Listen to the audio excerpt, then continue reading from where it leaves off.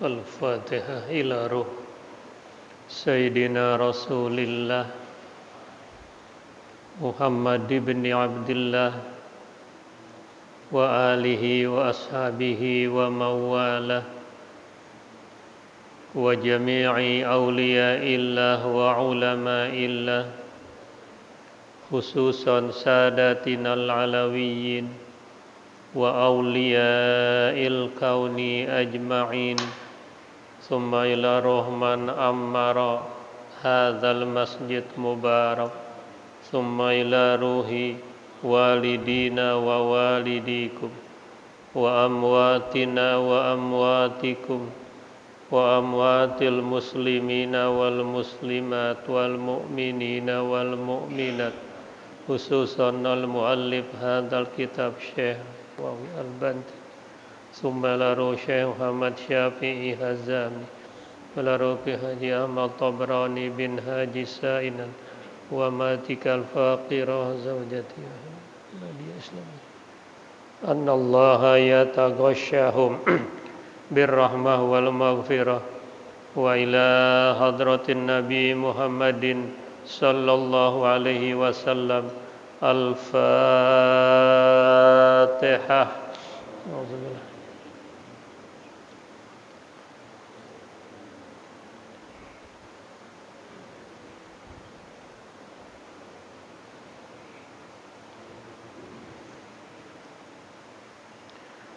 Bismillahirrahmanirrahim. Alhamdulillahi rabbil alamin. Wassalatu wassalamu ala asyrafil anbiya wal mursalin sayyidina wa syafi'ina wa habibina wa maulana Muhammadin wa ala alihi wa ashabihi ajma'in. Amma ba'du fa inna asdaqal hadis kitabullahi ta'ala wa khairal hadi hadi Muhammadin sallallahu alaihi wasallam wa syarral umuri muhdatsatuha wa kullu muhdatsatin bid'ah wa kullu bid'atin dhalalah wa bi sanadil muttasil ilal imamil muallif rahimahullahu ta'ala wa adaman naf'a bihi wa bi barakati ulumihi wa bikum fid daraini amin radhiyallahu anhum. Rabbi yassir wa la tu'assir, Rabbi tammim bi khair. Wal maqalatul hadiyata asyarata an ba'dil hukama'i annahu qala man lam yakhshallaha lam yanju min zallatil lisani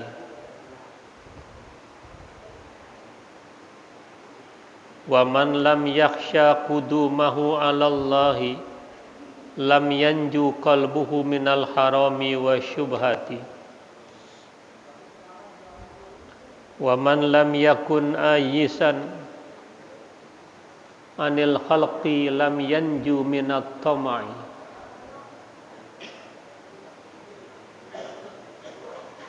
wa man lam yasta'in billahi wa man lam yanzur ila man huwa afdalu minhu ilman wa amalan lam yanju minal ujubi.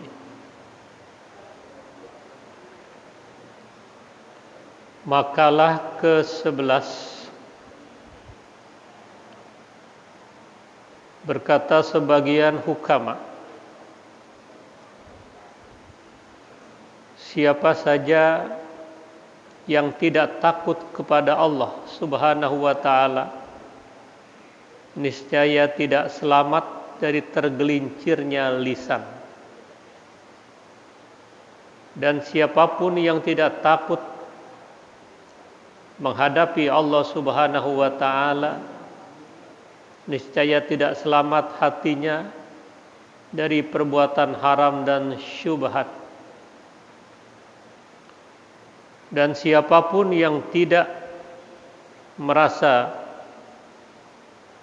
ayisan, artinya memutuskan harapan dari makhluk, niscaya tidak selamat dari keserakahan.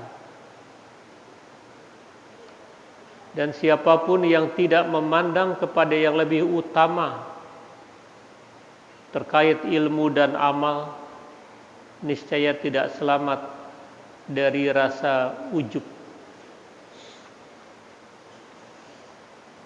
Dari makalah ke-11 ini ada satu analisa dari para ulama ahli hikmah yang kalau bicara tepat sasaran. Istilahnya kalau orang menggaruk pas tempat gatelnya. Jadi terapi yang diberikan oleh ulama hukama ini, ulama hikmah ini, dia tahu tentang psikologi masa, tentang psikologi individu umat manusia. Nah, yang pertama, man lam yakhsyallah lam yanju min zallatil lisan. Siapa saja yang tidak takut kepada Allah, niscaya tidak selamat dari tergelincirnya lisan. Mulut boleh saja bicara saya takut kepada Allah, tapi dalam praktek dia tidak pernah takut kepada Allah. Maka bahasa tubuh lebih dilihat daripada bahasa lisan. Karena lisanul hal afsah min lisanil maqal. Bahasa tubuh lebih fasih daripada ucapan. Maka orang sering kita sebut bersilat lidah. Tidak ada bersilat hati. Karena hati tidak pernah berdusta. Maka dzabal fuadu ma ra'a. Allah berfirman. Tidak pernah berdusta lisan itu, hati itu. Yang berdusta adalah lisan kita. Nah, kalau hatinya sudah tidak takut kepada Allah Subhanahu wa taala, dia akan tergelincir lidahnya, enggak bakal selamat, lidahnya akan tergelincir. Artinya hari ini bisa ngomong A, enggak usah lama-lama, beberapa bulan kemudian sudah B. Hari ini ngomong C, besok ngomong R. Gitu kan. Karena memang awalnya dia tidak takut kepada Allah Subhanahu wa taala. Semuanya ditabrak, semuanya dilanggar. Kecuali sholat boleh dilanggar. Enggak ada yang larang sholat dilanggar. Siapa yang larang sholat dilanggar? Ya. Dulu kita nyebutnya langgar, ya, bukan musola. Ya. Ruwiya annahu sallallahu alaihi wasallam, diriwayatkan bahwasanya baginda Rasul sallallahu alaihi wasallam bersabda, tuba liman malaka lisanah wa wasi'ahu baituh wa baka ala khati'atih, rawahu Tabrani. Berbahagialah bagi orang yang dapat menguasai lisannya dan luas rumahnya serta menangis atas kesalahannya. Jadi lisan ini Allah ciptakan tanpa tulang, yang lain ada tulangnya. Jadi karena itu harus berhati-hati karena dia lentur. Kalau yang lain pasti ada tulang-tulangnya itu. Sate Padang aja enaknya lidahnya. Memang lidah tak bertulang, tak terbatas kata-kata. Ini yang gak terkontrol. Ya.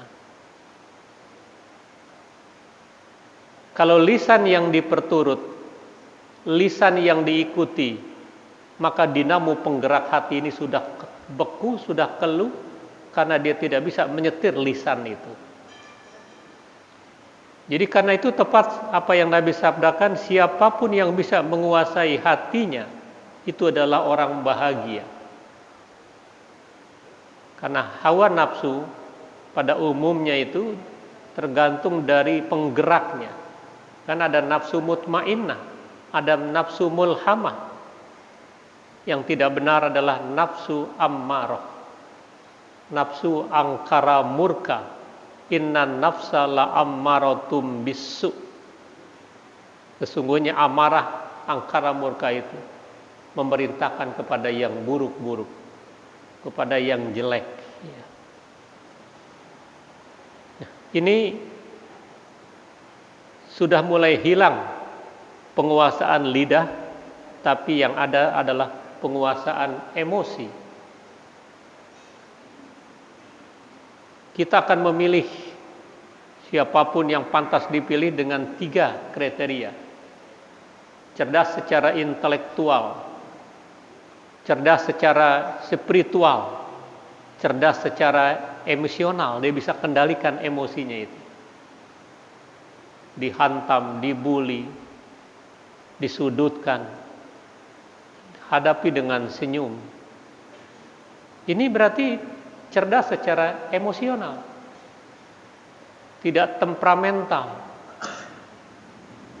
Akhlak, etika yang dikedepankan. Cerdas secara intelektual sudah jelas, intelek, tidak kampungan, jelas pendidikannya. Jelas secara spiritual karena memang pernah mondok, pernah jadi santri, dan sampai saat ini masih bisa jadi khotib. Nah, ini kan langka gitu kan.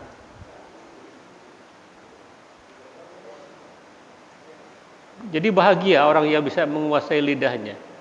Wa wasi'ahu baituhu, dan luas rumahnya.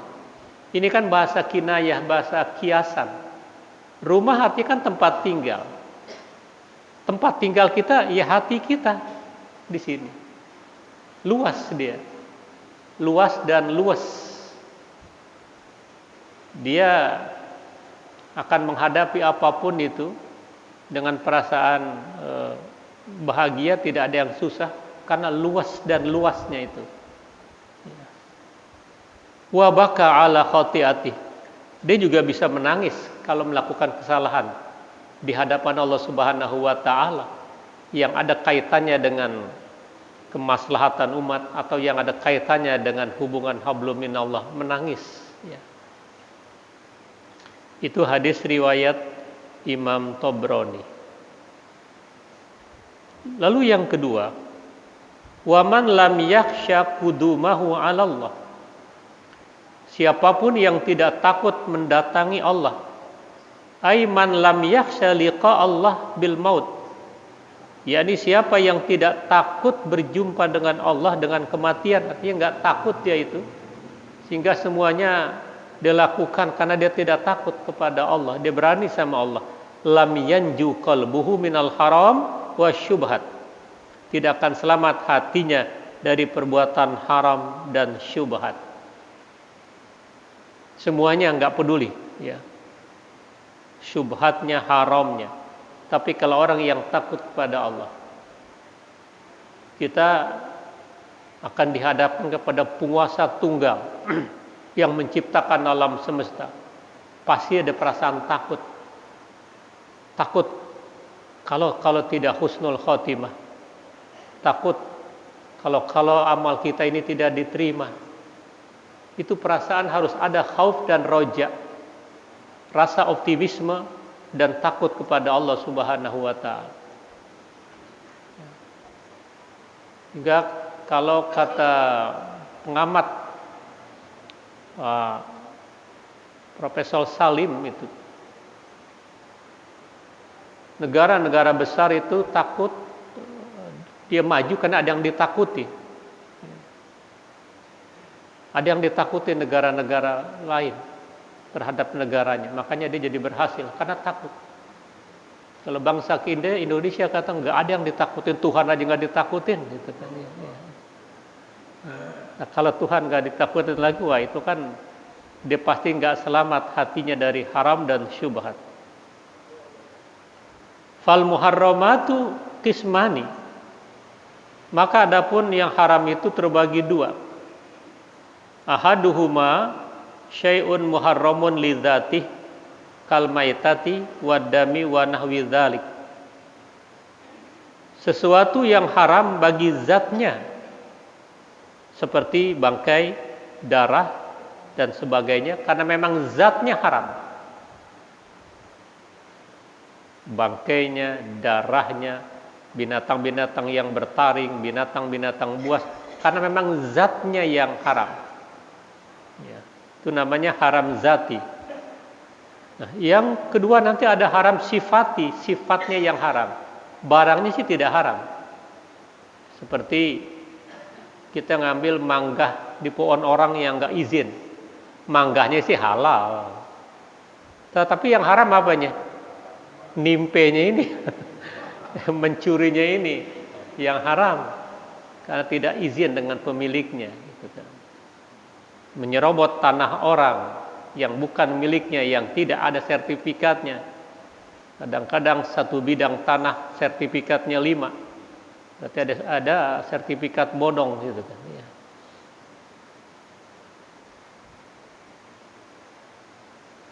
Fahadha la yahilu illa lisaddi baqa'i ruhihi. Ini yang tadi itu haram secara zatnya, tidak halal kecuali untuk menutupi sisa ruhnya. Kecuali tadi dalam keadaan emergensi dia harus makan itu. Dia di hutan belantara, di pegunungan, nggak ada makanan lain kecuali ular. Itu untuk menutupi, untuk menyambung kehidupannya, dibolehkan. Karena watak hukum Islam itu elastis, tidak kaku.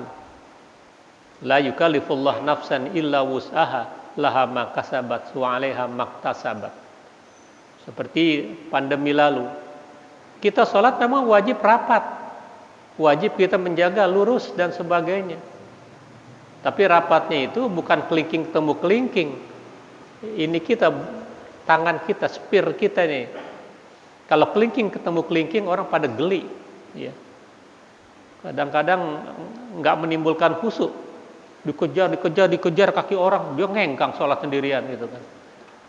Jadi yang dimaksud rapat itu ya ini persentuhannya. Nah, karena Islam tadi saya bilang wataknya elastis, kita harus jaga jarak ketika itu. Tapi kalau masa normal ya tidak boleh jaga jarak. Nah, itu berarti darul mafasid muqaddamun ala jalbil masalih. Menolak kerusakan, menolak bahaya, dahulukan ketimbang mendatangkan kebaikan. Nah, itu berarti kenyal wajah hukum Islam ini. Ya.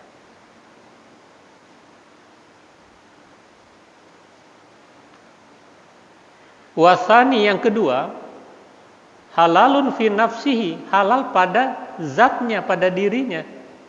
Kal ma'id tahir, seperti air bersih, wal urzi, beras, gabah dan sebagainya. Lakinnahu mamlukun lil ghairi, namun dimiliki bagi yang lainnya. Artinya dia miliki sawah ladang itu hasilnya robot hak orang lain, itunya yang haram. Bukan haram berasnya, bukan haram gandumnya, bukan haram tadi manggahnya, tapi perbuatannya yang haram. Itu haram terbagi dua, ada haram li zati, ada haram li sifati, sifatnya yang haram. Ya. Baju halal ya untuk menutup aurat, tapi kalau boleh ngambil dari jemuran orang, haram perbuatannya.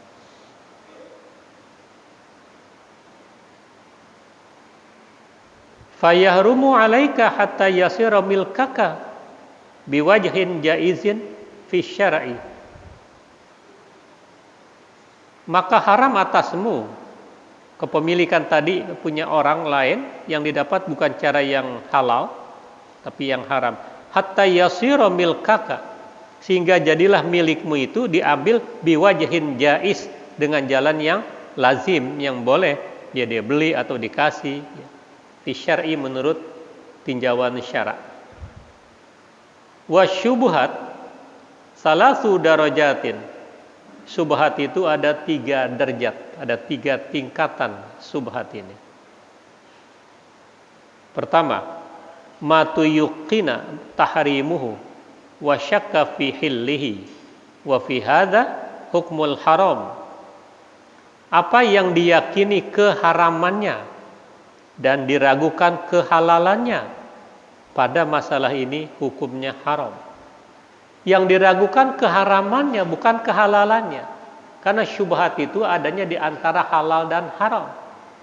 Nabi bersabda, al halal bayyin wal haram bayyin wa bainahuma syubhat. Yang halal sudah jelas adanya, yang haram sudah jelas. Di antara keduanya halal dan haram itu ada yang namanya syubhat. Ya, syubhat tadi ada 3 tingkatan. Tingkatan yang pertama, apa yang Anda yakini keharamannya diragukan kehalalannya. Wa fi hadza hukmul haram, ini sejelas hukumnya haram. Yang kedua, wa ma tuyqina hilluhu wa syakka fi tahrimihi wa hadhi syubhat tarkuha minal wara. Apa yang Anda atau apa yang diyakini halalnya diyakini, tapi ragu di haramnya, ini syubhat, tapi ditinggalkan lebih apik gitu. Tetap ketiga tingkatan ini jangan dikerjain, karena very koloso, nyerempet bahaya ini. Ya. Yang ketiga syubhat itu wa may yahtamilu ayyakuna halalan wa haraman fayambaghi tarkuhu. Apa yang muhtamil artinya meliputi bahwa adalah halalnya dan haramnya 50-50. Fayambaghi tarkuhu itu pun idealnya ditinggalkan. Jadi 3 tingkatan syubhat ini sebaiknya ditinggalkan. Umpama kita tahu orang ini bandar narkoba, duitnya banyak, ya.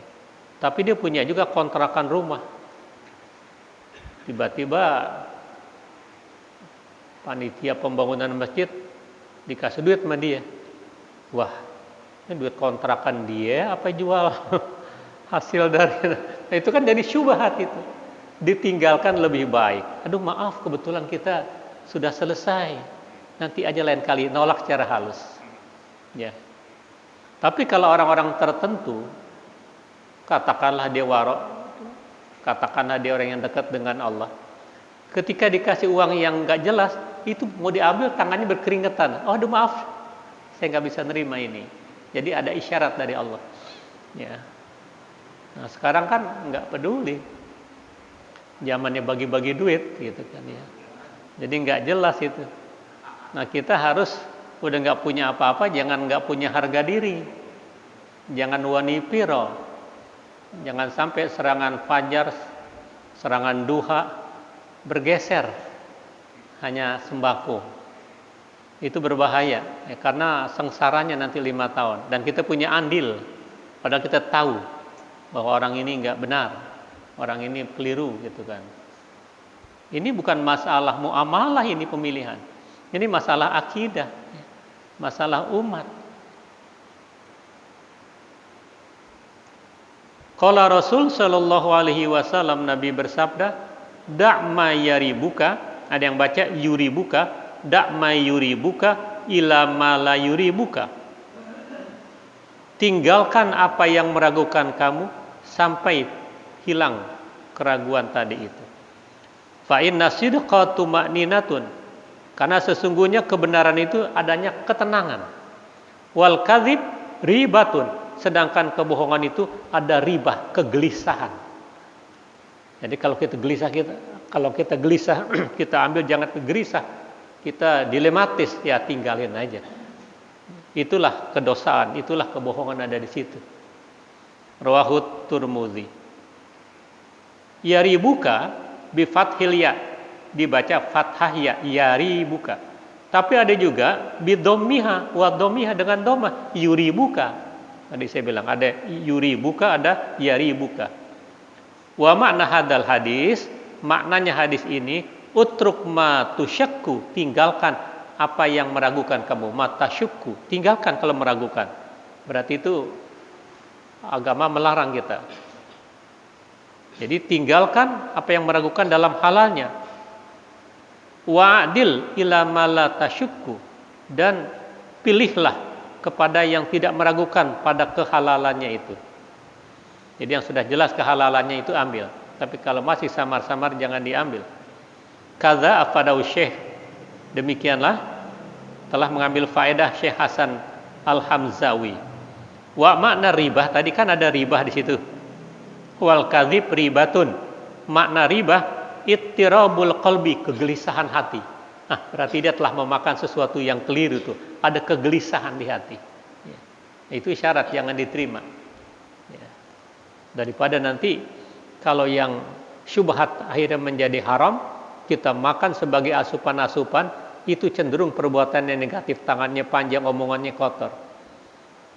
Karena itu yang Nabi sabdakan, manabata lahmun min haramin fannaru aulabih.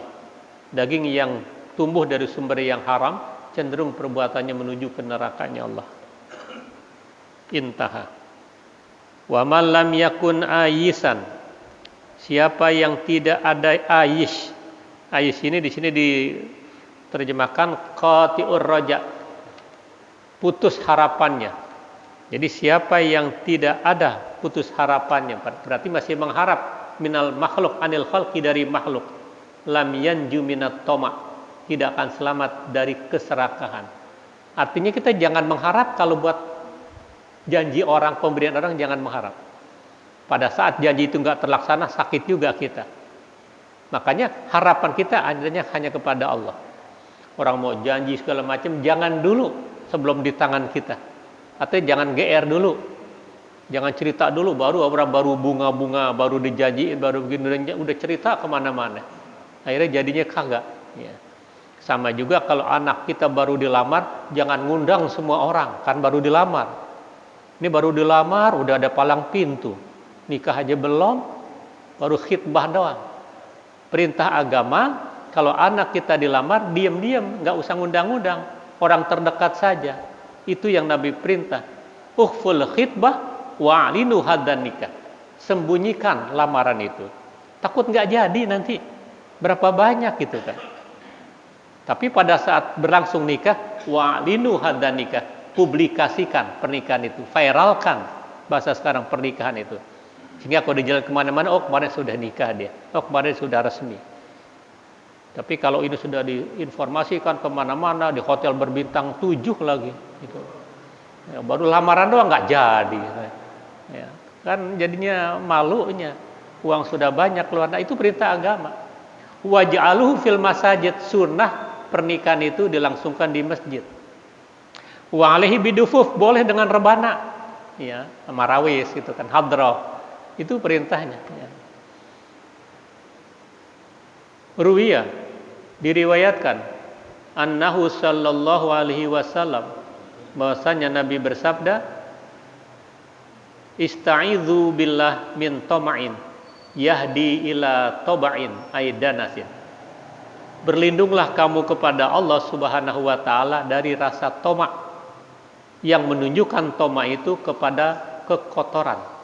Toba aidanas. Danas itu kotoran, daki, ya. Karatan itu. Wa min tama'in, dan dari sebagian tamak itu, yahdi ila ghairi matma', menunjukkan kepada yang selain yang diharapkan. Wa min tama'in haitsu la matma', dan dari sebagian keserakahan kira-kira tidak ada keinginan, gitu kan. Ya sudah, lumrah saja kita. Baru janji-janji orang jangan diharapkan. Kalau janji Allah benar. Man shalla subha jama'atan fahuwa fi dhimmatillah. Itu janji Allah. Siapa yang selalu bisa salat subuh berjamaah, dijamin dia keimanannya, keamanannya, rezekinya. Itu janji Allah. Kita ambil. Kita bergegas selalu salat subuh berjamaah, karena ada jaminan di situ. Rawahul Imam Ahmad wa Tabrani wal Hakim. Wa man lam yakun hafizan ala amalih mimma yufsiduhu lam yanju minar riya. Dan siapapun tidak ada pemeliharaan atas amalnya sehingga bisa merusaknya niscaya tidak selamat dari riya. Jadi dia nggak bisa menjaga amalnya sehingga pamer, publikasi kemana-mana. Umroh diviralkan, di selfie melulu gitu kan. Itu kan lebih banyak riyanya. Ya kalau mau selfie sama keluarga aja berarti mamanya selamat, sehat walafiat. Jangan di-share kepada semua grup. Ya. Itu kan jadi riya, nggak bisa menjaga itu dari amalnya itu. Itu bisa merusak sehingga tidak selamat dari riya, pasti pamer. Ingin dilihat oleh orang, jadi nggak ikhlas lagi, nggak dapat nilai lagi dari Allah. Ruwiyah diriwayatkan annahu sallallahu alaihi wasallam qol, bahwasanya Nabi bersabda, iyyakum an tahlitu ta'atallah bihubi sana'il ibad fatahbatu a'malukum. Hati-hati kamu, jangan mencampurkan ketaatan kamu kepada Allah dengan menyukai sanjungan orang. Itu jangan sampai itu. Hati-hati, jangan dicampur adukan itu. Maka saya kira orang kalau share, kalau selfie segala macam, itu lebih banyak riyanya. Ya. Lebih banyak nanti nuansa duniawinya.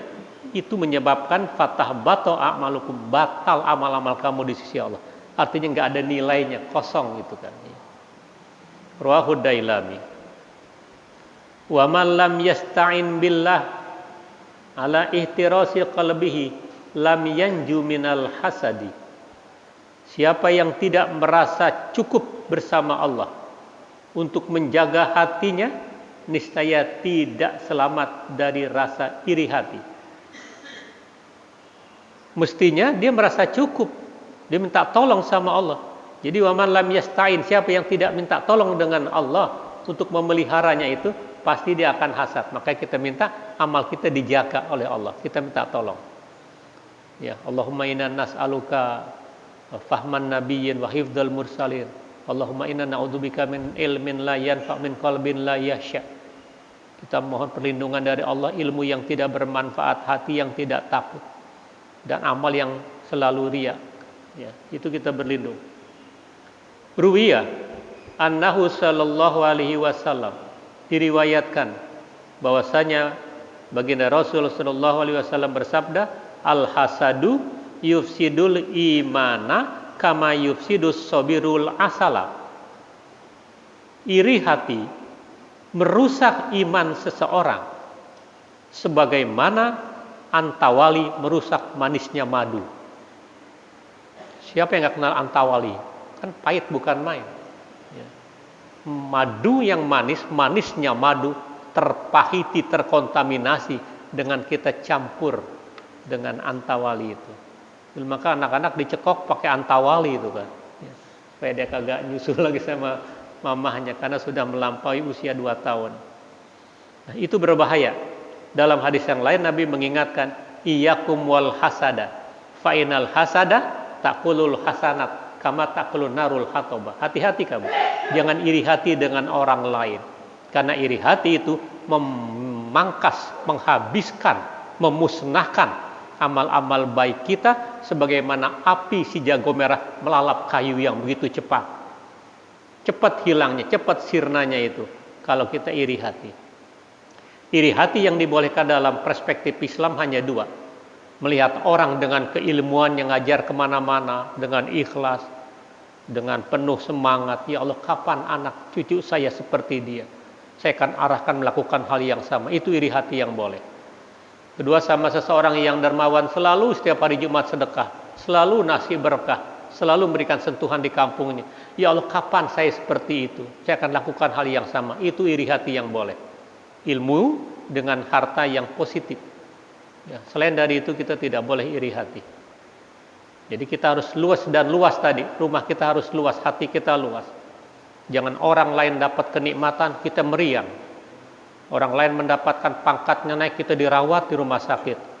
Besokannya dia naik lagi jabatan, mati kita di rumah sakit. Nah, itu enggak luas hatinya. Jadi kita bersyukur, ucapkan tahniah selamat kepada orang yang berhasil. Siapa tahu nanti bisa bermanfaat buat lingkungan. Jangan suuzon gitu kan. Rawahu Dailami. Wa man lam yanzur ila man huwa afdalu minhu ilman wa amalan lam yanju minal ujbi Dan siapapun yang tidak memandang kepada orang yang lebih utama dari sudut pandang ilmu dan amal, niscaya tidak selamat dari rasa ujub. Jadi kita nggak boleh ujub. Kita bisa jadi ujub ini karena memandang orang yang lebih banyak ilmunya, orang yang lebih banyak hartanya, kita pandang dengan pandangan yang negatif. Karena itu kalau kita betul posisi pendapatan kita per bulan sudah mencapai 20 juta, syukurin itu. Lihat dia hanya 15 juta. Yang 15 juta bersyukur dia dengan orang yang mendapat 10 juta. Yang 10 juta bersyukur dia hanya UMR. Yang UMR bersyukur dia hanya 3 juta. Yang 3 juta bersyukur dia hanya 1 juta. 1 juta bersyukur dia tidak menyusahkan orang. Yang nganggur bersyukur kenapa? Dia kagak stroke. Berapa banyak orang yang duitnya banyak gitu kan. Artinya selalu bersyukur maksudnya kepada Allah Subhanahu wa taala. Jadi urusan duniawi, pendapatan jangan lihat yang lebih tinggi. Enggak bersyukur kita. Kurang terus, susah terus, ngemis terus ntar itu. Nyapir terus gitu kan. Tapi lihatlah kepada yang pendapatan itu lebih rendah. Tapi dalam hal ilmu, lihat yang lebih tinggi kealimannya. Jadi ada motivasi untuk kita mengejar, untuk kita belajar. Ya. Ruwiya annahu sallallahu alaihi wasallam qol, diriwayatkan bahwasanya baginda Rasul sallallahu alaihi wasallam bersabda, man hamida nafsahu ala amalin saleh faqad dalla syukruhu wa habita amaluhu, rawahu Abu Nuaim. Siapa yang memuji dirinya atas amal solehnya, maka sungguh dia telah keliru, telah sesat bentuk syukurnya, dan menjadi hilang amalnya. Jadi jangan memuji dirinya sendiri, wah saya orang soleh, saya orang hebat. Jangan, itu kan pasti subjektif. Itu namanya ujub. Dia banggain orang lain, jangan banggain diri. Meskipun nanti dia dibanggakan oleh orang lain tanpa pengetahuan dia, yaitu cair aja, nggak jadi masalah. Jangan dia yang memuji dirinya, saya begini, jangan. Ya, pasti nanti muncul ujub, itu nggak selamat dan itu tidak bersyukur, hilang amalnya itu. Ruwiya annahu sallallahu alaihi wasallam, diriwayatkan bahwasanya baginda Rasul sallallahu alaihi wasallam bersabda, laisa bil khair an yuzhiral qawla bilisani wal ujbu fi qalbi, rawahu Daruqutni.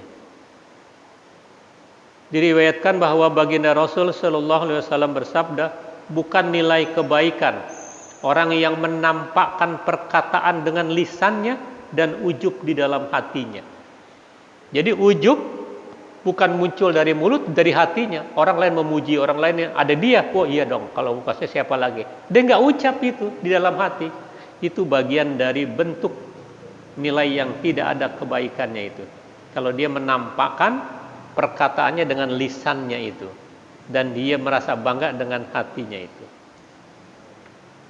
Nah, terakhir, ruwiya annahu sallallahu alaihi wasallam qol, innal ujba la yuhbitu amala sab'ina sanatan, rawahu Dailami.